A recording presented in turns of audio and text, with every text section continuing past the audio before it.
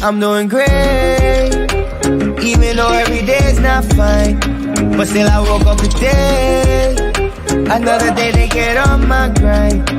Got me singing, whoa, whoa. Effort on bills for bond ready. Whoa, whoa. Effort on bills for bond ready.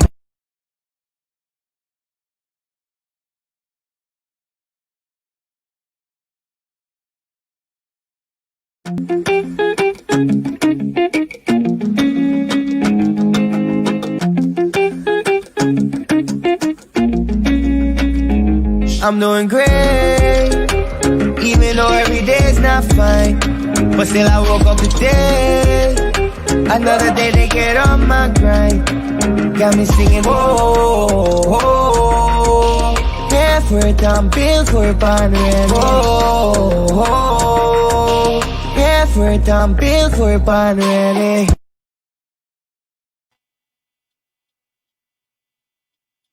Good evening and welcome to Between the Lines, presented to you tonight by Live Wire Sports. Today's guest on our show will be from our sister island of St. Croix, Mr. Akeem Maynard. Akeem, how you doing today? Thanks for having me. I feel great, man. Finally on here, about time. So you sound like you're waiting. You sound like you have an exciting show here for the viewers. You ready to go? Absolutely. All right. Let's get into it. Now, Akeem, what sport did you grow up playing? I grew up playing baseball. My father played baseball professionally. He was actually the backup for King Griffey Jr. Wow. So I basically born and bred playing baseball, breaking my mother window in her yard, hitting a baseball. You know, back then they didn't have wood bats. So my father would take a saw and just cut it, and that would be my bat. Hey, that's amazing. What age did you start playing then? I want to say about 5 or 6. Organized, probably 6 going on 7.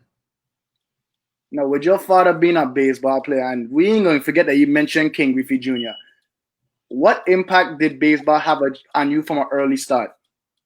It was fun. You meet your friends that you're going to always be cool with for your entire life.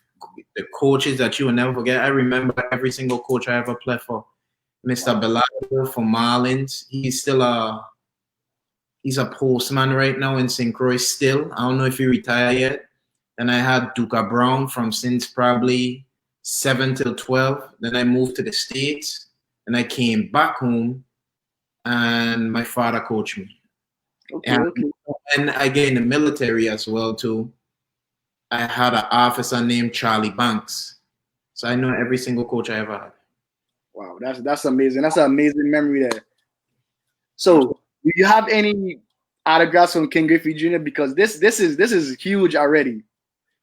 Of course, I even have a bar that say to Akeem, good luck.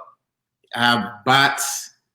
I have a little stash. I even have like my own stuff of like Miguel Cabrera signed jersey. I seen Manny Ramirez at my job 2 weeks ago.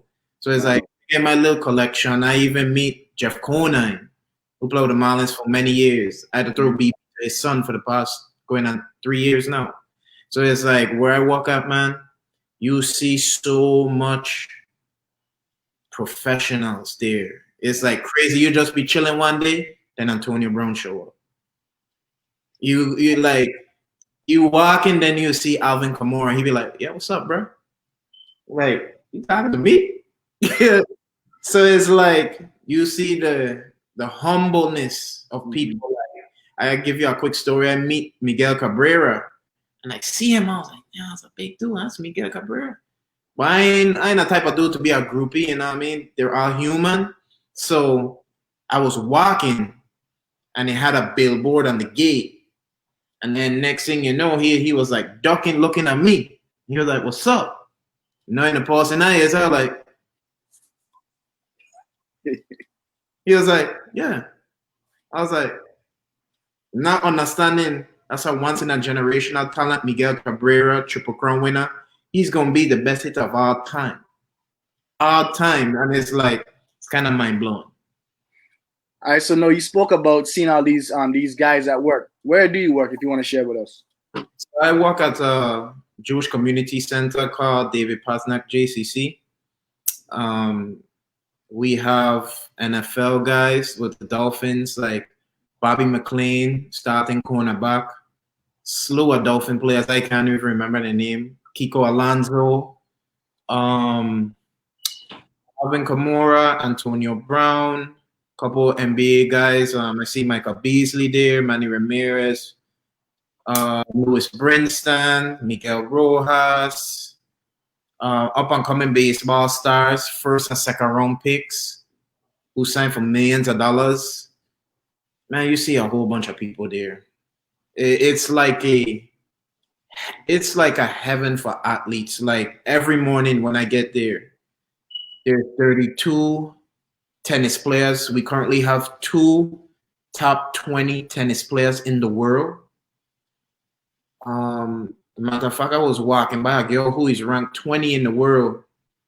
I was in a rehab center with her today, and come to find out she's about to sign $100 million Nike deal. That's so amazing. It's like, you see so much amazing people. It's crazy, man. It's like a heaven for sports, literally. Now, what is your role at your current job? So I'm the head baseball person there, lead instructor basically. So I deal with clients where some are elementary school, high school, college, pros. Like right now I'm working with the New York Mets hitter of the year, Mark Vientos. He signed in his second round for 1.6. And I work with as well Tony Jenkins Jr. He plays with UM. And come to find out, his father's from St. Croix. That's amazing. We always find VI people no matter where we go. Absolutely. And it's a crazy story because normally what I do, I have a bunch of VI kids. If I know you live wrong in South Florida, I try to gather them around. Because, coming from home is a culture shock. Us, we are very friendly. Like if I see you for the first time, it's like, hey, how you doing? And then the second time I see you, I'm going to naturally say, how you doing? But here in America, you're considered as being friendly. Mm-hmm. And it's just a whole different culture. So I just try to keep guys together for mentorship per se. Like if me being the adult, they're going to be like, man, you always talking dog. But if they hear it from a different perspective from a youth man who's their age, it's more digestible. Mm-hmm. Definitely agree on that. Now, jumping back into young Akeem, where did you play junior high and high school baseball? I actually moved to Miami junior high and some of my high school in Miami. But then when I moved back, I went to Complex. Right. Okay. Did you play any at all in junior high at home? Not at all. I didn't play at all because it's a little bit different in America. Like where my mother lives is considered Miami Gardens. Miami Gardens is a place, it's predominantly football. The only time you will play baseball is more in Hialeah, Miami Lakes, La Havana, Doral, and those are probably like 45, it depends, 30 to an hour away. Miami is huge. So in that area, it's predominantly football. So I never really played because I didn't have a ride. It was just too hard for my mother. And my mother was a single parent as well, too. She was dealing with a lot. So it's like I already had to mature at a very young age where I didn't want to put that burden on her. So I never played. I played like 2 games junior high and I stopped because it was too much. Now, how did your playing career go at Complex? Believe it or not, we didn't really have a baseball program like that compared to what it is now. Mm-hmm. I played like my 11th and 12th grade year. We played against Central, and half the Central dudes was on our team in our regular league. So it was like a cheat, like half our team we playing against them. We end up my senior year, we end up playing against them, and we lost by like 1, and it was a crazy game. We had like 6 to 8 home runs in one game. It was crazy. Wow. Now, moving on from high school, did you get a chance to play at the collegiate level? No, the farthest I ever get was military all-star team. Is basically the best of the best of all the military guys. And we played against some collegiate teams, some semi-pro teams. Actually, when I lived in Spain, I played against a professional team in Barcelona. I actually won an MVP. They kind of was interested in me to play for the team, but I was still in the military, so I couldn't do anything about it. And plus, the money it was no visibility for me as well, too. All right, so that's not a regular opportunity that just jumps on your lap. So how did you get to become a part of this military all-star team? So we've heard the chatter about it. To be honest, I was in the military for probably, I want to say, 5 years, and I didn't pick up baseball at all. I'm a type of person I like to experience new things, like Right. I remember home from the Virgin Islands. I came home to St. Croix for Christmas one year, and I've seen a friend of mine, and he was like, "Hey, where you live?" I said, "Spain," and he didn't believe me. And I was like, "Yeah, I live in Spain." I had to show him my ID. He didn't believe me. So me being in Spain, I end up used to playing basketball just to stay in shape. And I just see a dude with batting gloves. I was like, "Yo, what's that?" He was like, "Oh, I got a baseball team." After that, I jumped on it quick. Basketball was over. And then I end up making the team. I hadn't played in like 5.5 years, and the hardest pitcher was throwing that day, and I took him off the fence the first at bat. Mm-hmm. So I was like, "Wow, my God, I still probably got a little juice, man." So that's I played against, like I said, professional guys. I tried out for a couple teams, but then I ran into that door of, how I should say, politics, and then went down after that. I played with the Olympic team as well too, the national team, but it's pretty much it. Now, you can't just mention the national team and then it's going to sweep it under the rug. We got to hear about this. How long did you play on the national team and what years did you play? I wanted to say I probably played 15 to 16. I only played it once because, to be honest with you, I call people out and they ruffle feathers and they didn't like that. Me personally, like, I take where I'm from very seriously. I so petty. When I go in the polo store and I don't see Virgin Islands and I should I vexing.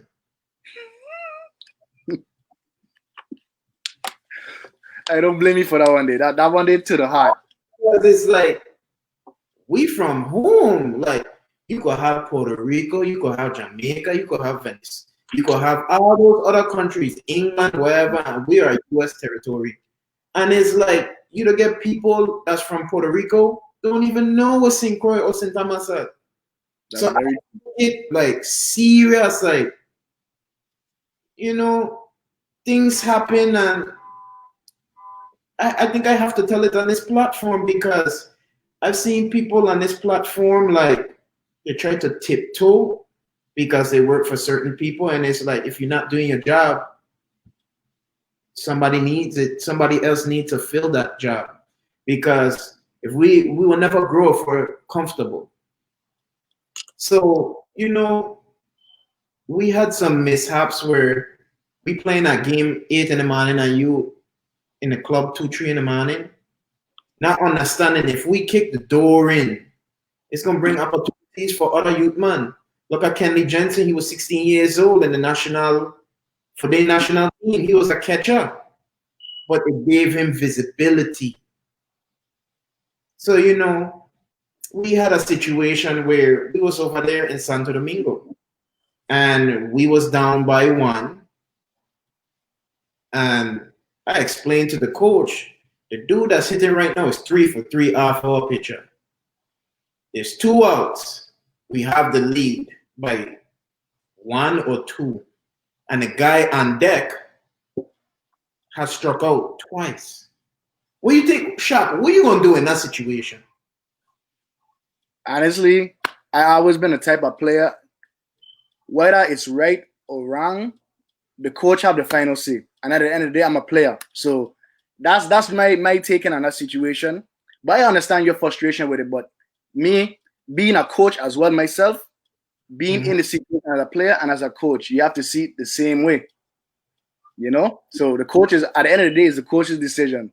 So I understand your frustration, but I take heed to the coach in that situation. So okay, I understand that. So basically, I suggest whatever, and it's like, the coach was like, "Nah, we got this." Now the same guy said what? He ended up clearing the bases, and we were down. And then the same guy that came up to bat, who struck out probably like the last 2-3 times, he struck out. And people don't understand. We only have one chance. So why not execute it properly? If you're supposed to know the game, you're supposed to execute it. So, we had a meeting and whatnot, and, I call him out like, yo, we only got one shot at this. You know what I'm saying? So it's like, I think I ruffled some feathers and I never play on the team again, and it's understandable. But my thing is like, we should be using this platform for the national team to have these young guys. My whole thing is we have this national team for forever. Why none of our professional players ever play? With you being on the national team, who are some of the best players that you have played against from other countries? Jeremy Profar. Boy, he could hit. He could hit. He could hit. I played against Montes. Actually, I square him up, but it went nowhere. It was an out, but those guys are like in the big leagues right now. Those two dudes like I've really faced that like stand out. And the thing is, we was competing with those guys. We was competing. And it's like just bad coaching, And it's not that I'm trying to pull anybody under the bus. It's just like, if you have a title for so many years and you haven't progressed, clearly you're not doing a good job. What was your biggest accomplishment as a player, award-wise? Any big awards? I played in a tournament in Spain. I got 3 home runs in one game, but just one game to me, Now, is that stats-wise? No. What would you say is your best game? Do you have 3 steals in a game anytime? I was a lead up. That's easy, dog. I was a lead up. That's easy. That's nothing to me. But I want to say, me being a leader for not known for power, so the fact that I had 3 home runs in one game, that was pretty big. Now, sports at times is just sticking to the field. By field, sports can build you off the field as well. How can you translate what you did as a leadoff hitter in baseball to you in life right now? I mean, that's a good question. I mean, I named it leadoff athletics for a reason. Baseball, well, not baseball, but sports is just a tool to teach them values of life, how to be coachable, how to take direction. Speak is, I always tell them, it's not what you say, it's how you say it. Like I had this one guy who was like super timid. He goes to a private school up here in South Florida. And he wasn't really known like that because in this baseball world, if you don't play on the right team and whatnot, you really don't get nowhere. The coaches, if you're not, especially here in South Florida, if you're not putting money in their pocket or you're not a known person, you probably would never start. I give you a prime example. I had a cousin that lived up here. He is an undersized shortstop. Back in the days, it was like the average shortstop is like 5'10" and below. Not even 5'10", probably like 5'8", 5'9". Like, it was very small. And he's a very undersized guy. And I explained to him, You're not going to be a starting shortstop. You might be a second baseman in college because you don't have a strong of an arm. You're not that tall. So the thing is, you can still work on it and still pitch because every team need pitchers. So now when they ask you to hit, you could do two things now. You're not a one-trick pony. So he was mad at me. I don't want to pitch. I don't want to do this. I don't want to do that. So now I actually taught him how to pitch. So we end up going to a summer tournament probably last year. And we played the Evo Shield Kings. And if you Google Evo Shield Kings, there's a big program. They have over 150 D1 signees. 184 first round draft picks and like 20 something current players. That dude outpitched them and beat them, and he didn't want to be a pitcher, and he was handcuffing them. And then during that game, if I see something, I would tell him, yo, we will say it in our accent because Americans don't understand. That's what we talk about. And, he handcuffed them and whatnot, and he ended up winning the game by like 5 runs. And it's like, come here during the game. You see how you used to be so upset with me saying you didn't want to pitch? Now look at you now. And he ended up getting an invite to University of Virginia for a workout because of that. So the fact of him having the ability to listen and process something, even though it's not in his comfortability, look where it got him. Now I can tell him, go do this. He gonna do it because he know I'm leading him in the right way, because I had some type of tutelage to him already, knowing that I might not understand, but I know he gonna lead me in the wrong direction. Right, I definitely feel you on that one. We're gonna head on out and take a break. We'll be right back with more from Akeem Maynard when we return. We're Between the Lines.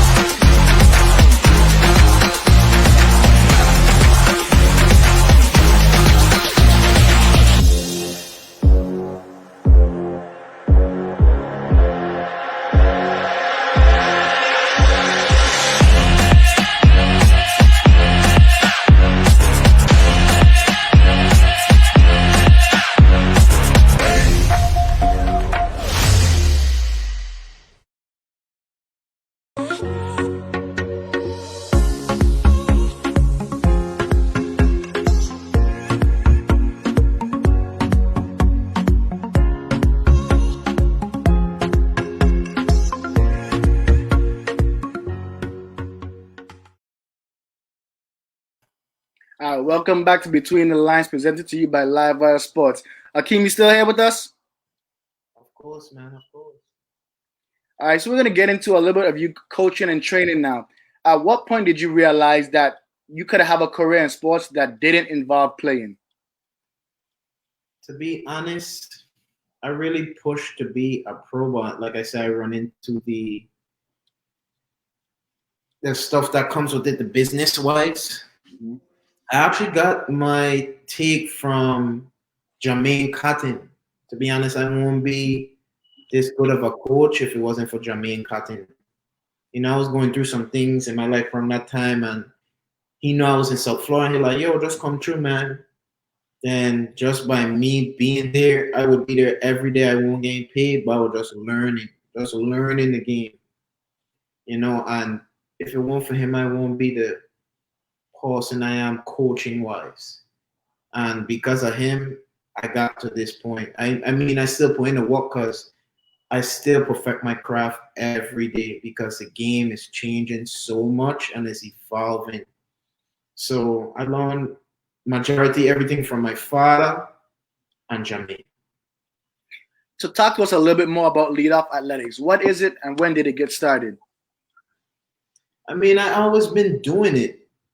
It's just actually put a name to it. Like I started out just doing it because I want to see kids from home have opportunity like we never had. And to be honest, there's a guy named Ivor James Jr. who passed away. I think it's 11 years and 2 days now that he passed away. I was in the military and I was coming back from deployment. I was in Dubai and I was talking to him that he was training with my father. And he ended up saying like, "Yo, I about to go college and you know, I just walking saving up some money." And he ended up getting killed. He got kidnapped, but at his job, you're just at the wrong place at the wrong time, and he ended up losing his life. And my whole thing is, what if we had something implemented where a lot of the high school guys could get jobs or whatever the case may be, so they don't have to stay home and get caught up in that situation. Even his best friend, I won't say his name, but Ivor gave him the scholarship and told a coach, "I won't come if you don't give my best friend a scholarship." And up to this day, his best friend feel like if he had never took that scholarship, he would have still been here. And it really changed that guy. Up to this day, he's still not the same to me. So if it weren't for Ivor, because like, you know, in this baseball, any sports, we grow up playing together. But when you see your friend in a casket and they look unrecognizable from what you know in your head, knowing that person all your life, and nothing will change you, man. So I use that situation and just run with it. Now, who are some of the kids involved in Lead Off Athletics and how early can they start preparing?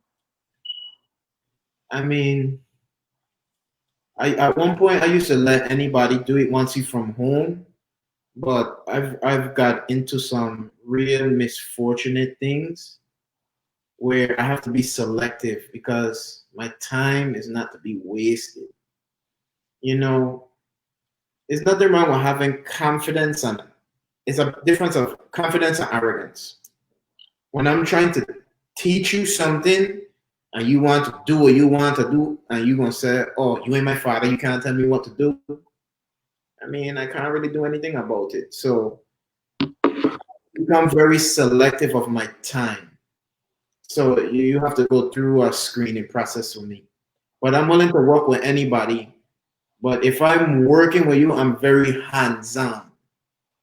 But if you show me you have that attitude where you're not coachable, I will point you in the right direction, but I won't waste my time, to be honest with you. Because the first time I did it before, you know, I helped a kid.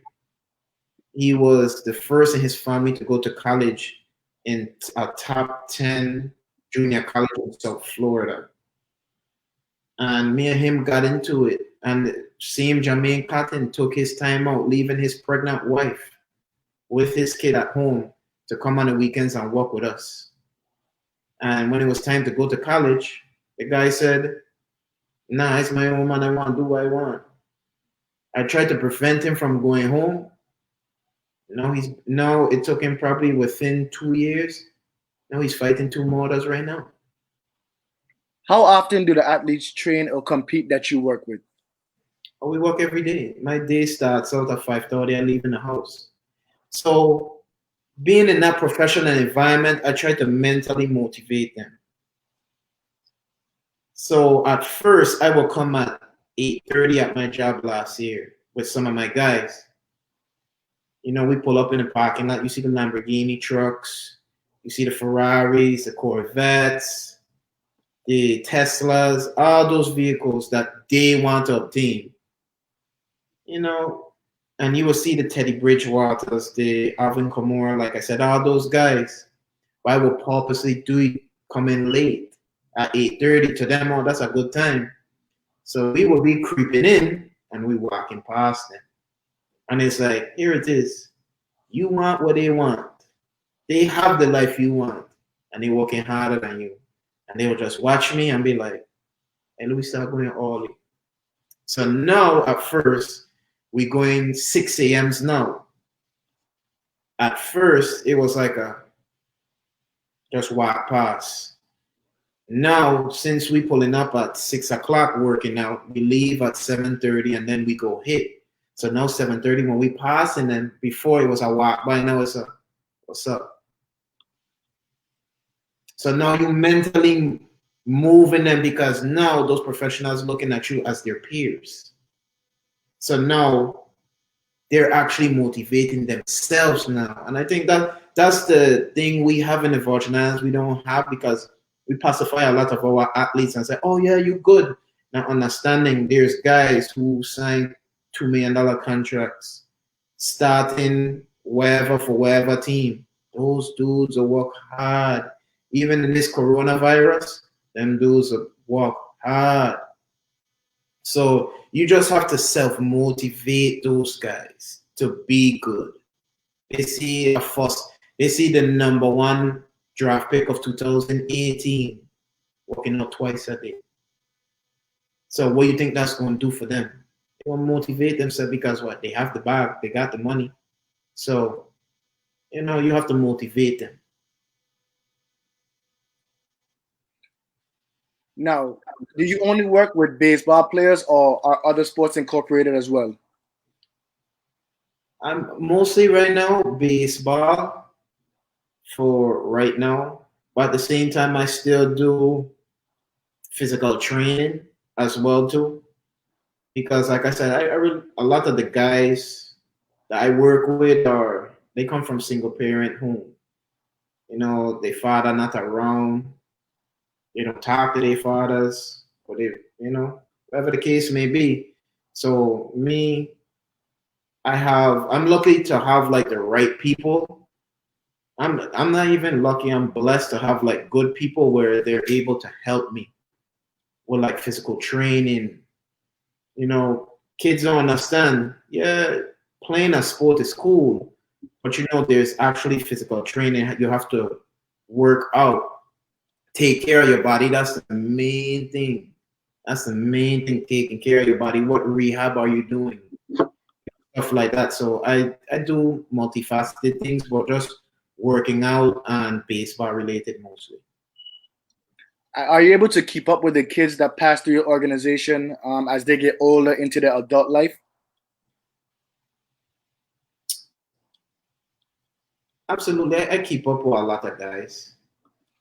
The thing is, I kind of do the same things with them.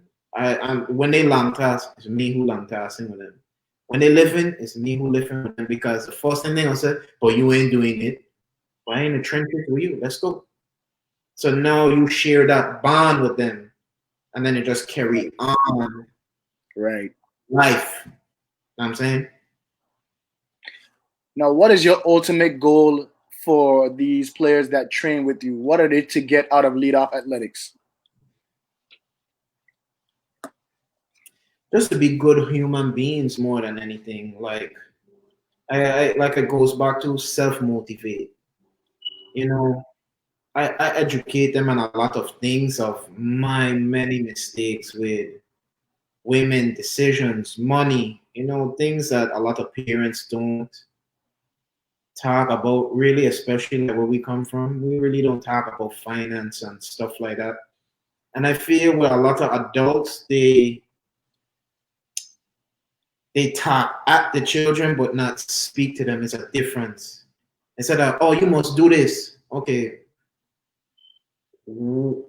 what is uncomfortable for you? What is comfortable for you? Why do you feel that way?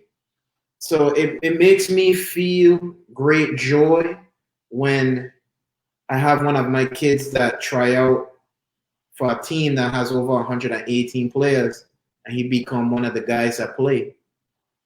And me explaining to him, because he's not getting playing time, like, yo, just stick to the program. Stick to the program. Just keep working. Your opportunity gonna come.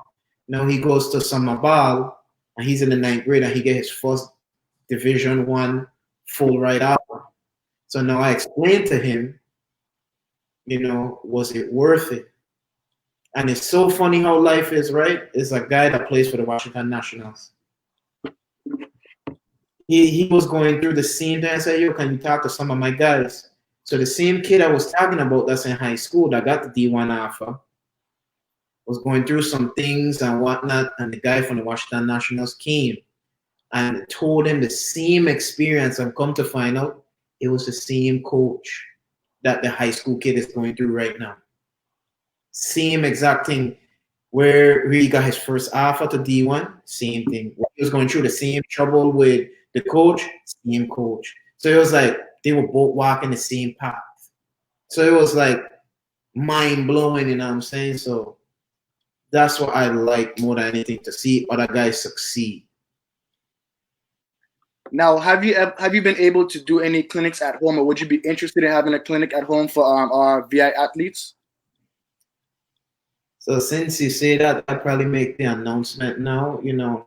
I was teammates with a guy named Jabari Blash that everybody knows. And, we've been talking, and he's awarded me the opportunity to be the synchro chapter of what he does in St. Thomas. And I'm going to announce something big, since, this is the place to, drop bombs and whatnot. So we're planning to do a clinic in St. Croix. But with the clinic, we're going to be bringing top 10 prospects from major MLB teams. Wow, so that's one. Yeah. So as of right now, I have Tristan Casas from Boston. He's the number 2. He's the number 2 top prospect. I have Mark Vientos. He's a hitter of the year for the Mets. I have Justin Connell from the Washington Nationals. There's a 50-50 chance for Lewis Brinson from the Marlins. And I have, a couple other guys. So basically what we're going to do, I honestly want to give them the experience of the Virgin Islands, but at the same time, because baseball is dying in St. Croix right now, and we're trying to resurrect it. So basically what we're planning to do, I'm going to bring some of the guys that I work with and some I'm actually friends with. They're going to come to the Virgin Islands to do a clinic and still have a softball tournament against the best of the best in the Virgin Islands. So now they see how competitive these guys are, why they're so good, why they have millions of dollars, and it's now we're going to play against the best of the best in St. Croix, the Virgin Islands, whatever team they have. And then we just intertwine it. And then every year we just try to do it. Every year we do it. 1 year St. Croix, 1 year St. Thomas, and just go forward, Just build back the generation. That's a great plan. Like you guys heard, a live exclusive. We have a big baseball clinic coming up in St. Croix, and it's going to be a yearly event switching back and forth between the islands. That's great on your part, as well as kudos to Jabari Blash, definitely a hometown favorite, and we applaud you guys and are ready to see you guys get grounded with this clinic. We're actually going to move on now to our interactive segment. You ready for that? I guess so. All right, this is the good part now. So you gotta get up and get ready for this one. All right, it's called a few of my favorite things. All right, so I'm gonna list some categories. You give me your favorite in that category. You ready? All right. All right. Favorite athlete Recent or just of all time? of all time. Well, that's easy, man. The GOAT, man, the kid, Ken Griffey Jr. Now I kind of figured you were going for that because, listen, that's iconic story that you told at the beginning. So I definitely figured you were going to pick King Griffey Jr. on that. It's so funny when you be talking to kids and they'll be like, "Oh, who's Ken Griffey Jr.?" I'd be like, Wow, that's "What we got on Sunday? 14, 15. They don't know, you know." that's a tough one. Your favorite hobby besides sports and training? Educating myself. Okay, I like that answer. The biggest thing, because like one of my mentors is Kalex Crab, and y'all should have him, but he's hard to get. He's super busy. He's assistant hitting coach for the Texas Rangers. The funny thing is, I've never met him in person, but I know him because of my father. Because him and my cousin got drafted in the same year. Wow. If it wasn't for him, I'd have never took the step out in doing what I do right now. So just educating myself, because this, like I said, the game is evolving so much. All right, your favorite sports team? It's kind of embarrassing, but the Marlins, man. I give you the opportunity to change that answer because nobody wants to hear that right now. The best part about the Marlins right now is the fact, well, that ain't a good part neither, but the fact that they owned by Derek Jeter, and he ain't doing great right now either, so it's all bad.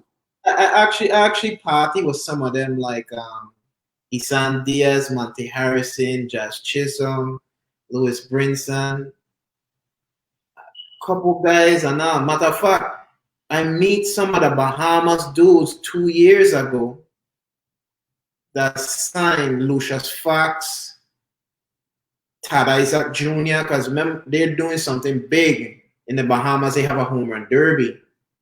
And I saw them.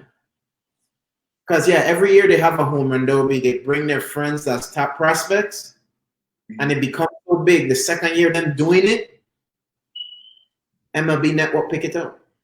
Wow. My thing is, why can't we do that in the Virgin Islands? Like great exposure.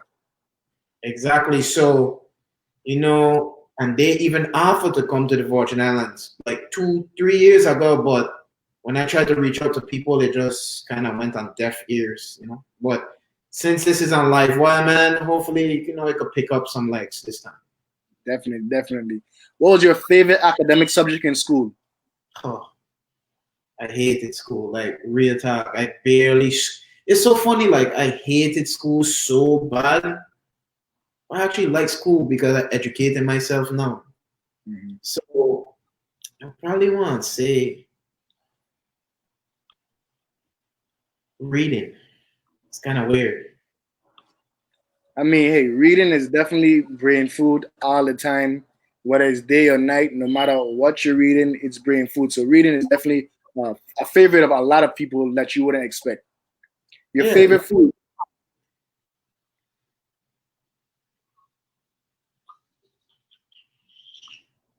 Rice, beans, and porridge.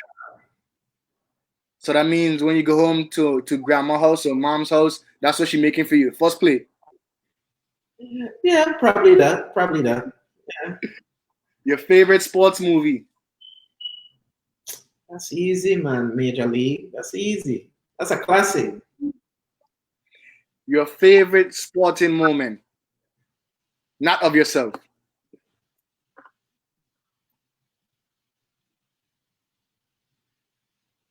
Kyrie hitting the 3 to beat the Golden State Warriors. All right. So you survived our interactive segment, which is a few of our favorite things. Now we're gonna tune into the live to see if you have any question from the viewers. Our first question is, what can you do to make leadoff athletics better? That's a good question. I wasn't thinking of that. I'm a very introverted person. I mean, I could post more, but I rather be known than being. I rather be known in the right circles than being famously known for nothing. If that makes sense. Another question, do you only train Virgin Islanders or do you have other athletes from different places as well? No, not only Virgin Islands. I'm willing to work with anybody who want to work with me. But the thing is, for me, you gotta take it serious. I'm not with the joking, because life is not easy. Even with this coronavirus, a lot of things have stopped. But where I'm at, everybody's still getting to it because they have to feed their family and all of that. So it's like my thing is I don't do excuses. Oh, I don't have a ball. Well, you got a tennis ball. Put some pennies in it. That's your ball. Find out as I always find a way. That's my whole thing is don't make no excuses. How has COVID affected your trainings? Nothing. Because you're ground free. You could get some bands and you could get a yoga mat. YouTube University. That's why guys from DR and Venezuela are so good. They literally have nothing. And Cuba as well. They literally have nothing, but they always find a way. With us, we have technology. We have our phone or a board. Man, you got to find a way, man. Nothing really stopped me, to be honest. Even though I couldn't go to my facility for like 4 months, right before it closed, I take a bucket of balls, I buy a net, and I get a machine. And I was good to go. You gotta do it. You gotta take lemons and make lemonade. What types of skills and drills are involved in your trainings? It depends. It depends on the position. I can't really say per se because you have to evaluate the person. If a guy is swinging and the ball is popping up, that means you're getting under the ball. If you hit the ball and you see it start to nose that means you're getting on top of the ball. If you're seeing it hook to the left, that means you're pulling off. If you're seeing it slicing to the right, you're not getting through it. If you're pitching now, if your ball keep going up, that means your chest is going to the ground. So it's different dynamics. I just can't say. You have to evaluate and then go from there. I definitely agree with you on that one. What impact has baseball made on your life? Some of the greatest friends ever in the world. Like, I remember when I was on the military All-Star team. My military All-Star team was actually coming to St. Croix to play in the tournament. But once again, like I said, it landed on deaf ears when I reach out to people. I kind of feel sometimes if you're not holding a microphone or they can't Google your contract, it's like nobody wants to listen to you home. Or they're just probably misinformed, I don't know. So, but the thing is, we have places like Live Wire where we can bridge that gap, So, man, friends, I've literally had friends from all over the world: Spain, Portugal, Japan, Texas, Washington State, California. Man, all over. Is there anybody or any teams that you played for that you would like to give a shout out to at this moment? Any coaches? Portugal. What is it? Blue Sharks, I believe. Portugal Sharks. That was like really good because in Europe, what a lot of people don't know, they're actually trying to build a baseball federation. I've actually met a lady in Portugal who is the baseball federation. She actually works for the NHL. So they were just giving money to Europe because there's a guy named Max Kepler He's the first European guy to make it to the major leagues. So once you're the first of something, they want to repeat that. So Europe is becoming big. There's Dominicans out there, Cubans, Venezuelans. So they naturally brought that sport there.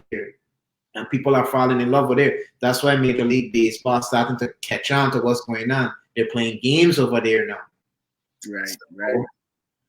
You know, they're just trying to build it. But my most favorite coach, man, Charlie Banks, man. I can't, man, most amazing dude, man. Amazing. And it's like he had that old school and he was so cool, man. It had to explain it. Because of being around him, I learned how to coach as well too. I definitely understand that. All right, Akeem, we want to thank you for coming on the show. We appreciate you taking out your time to tell your story here on Live Wire. Do you have any last messages you would like to give any up and coming athletes that are interested in playing sports at the next level? Absolutely. You need to believe in yourself more than anything. You know, life will be thrown at you where sometimes your parents ain't going to believe in your dreams because they stopped dreaming. You know, take care of your body as well. Just because a person you may not know could be your best friend tomorrow. The thing is, you should be able to listen. That don't mean you're gonna take everything in, but it's gonna have something that's going out there for you to be like, wow, that kind of makes sense. And sometimes stop doing things out for money all the time. Some of the best relationships don't have to involve money. You know, if you have a prime example, Janil Wana, he's in Atlanta doing his thing in the Georgia area. Is Ronell Branch at Addictive Athletics. You know, I have me in South Florida. All those guys, we trying to help one another because we never really had the opportunities. But sometimes just hear out the person. You know, they might be able to pour in some type of information to get you ahead of that person. Me being an older guy, I could give you information. Or they can give you information so you could be more ahead of the game so you don't have to go through those speed bumps. So that's basically what I like it. We definitely appreciate that. Once again, we thank you for coming on and giving us some of your time. All right, Live Wire fans. Our next episode of Between the Lines, our special guest will be none other than Senator Janelle Saru. So we will be here next week at 7 p.m. on Tuesday. We want to give a shout out to our sponsors, Sweet Surrender VI, Dreamland Clothing, Livia Life. We also want to give a shout out to Leo, the third Sibley for our introduction track, which is called Born Ready and streaming on all streaming platforms. So go out and get that. We thank him for that introduction track. And we want to remember that the views expressed on this show are not those of Live Wire. Thank you guys for watching this week, and we will see you next week.